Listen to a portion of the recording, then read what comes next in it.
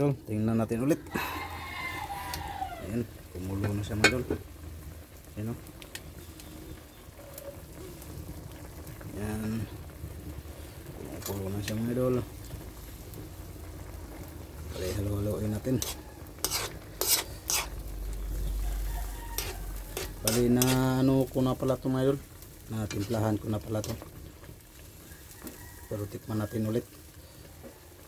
Bali yung sabaw niya mga idol, pahupain natin yan, pabawas-bawasan natin. Yan, okay na siya mga idol. Bali pabawas-bawasan natin yung sabaw. Ano? Yan. Idol, ito yung simpleng lutong adobong baboy natin.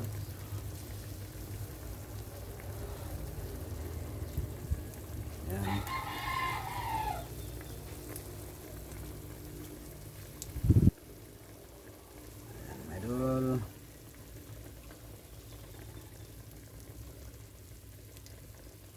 ito na siya mga idol. Abang-abang lang mga idol, pagluto na, ready to eat na. Yan, itakpan natin ulit mga idol. Yan, tingnan natin ulit mga idol. Yan, ito na siya mga idol. Yan, malambot na mga idol. Malambot na yung karne. Yan, bali luto na siya mga idol.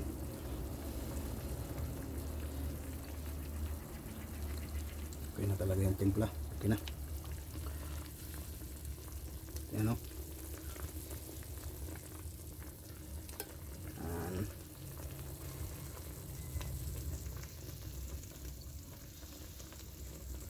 Yan, ito po yung simpleng lutong adobo natin mga idol. Yan. Ako magluto ng adobo mga idol, gusto ko may sabaw-sabaw kasi masarap siya ano sa kanin. Lalo na yung kanin mo bahaw na. Sarap ilagay yung sabaw. Depende naman yan sa diskarte sa pagluto ng adobo mga idol. Kanya-kanya diskarte yan. Ito hindi ko na lang nilagyan ng silihaba kasi yung anak ko ayaw ng manghang. Bata pa kasi. Saka na siguro pag may saktong edad na siya. 16. Yan. Hanggang dito na lang mga idol. Yan mga idol, ito na yung finished product natin mga idol. Luto na siya. Yan. Yan. Luto na siya mga idol. Yan. Yan.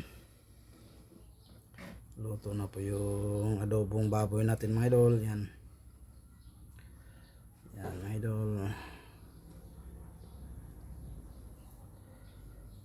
Yan. Usok pa. Yan, please support po sa channel ko mga idol, sa channel namin anak ko, Austin and Sogs Mix Vlog and Sogs TV. Yan, usok pa yung adobo natin. Yan.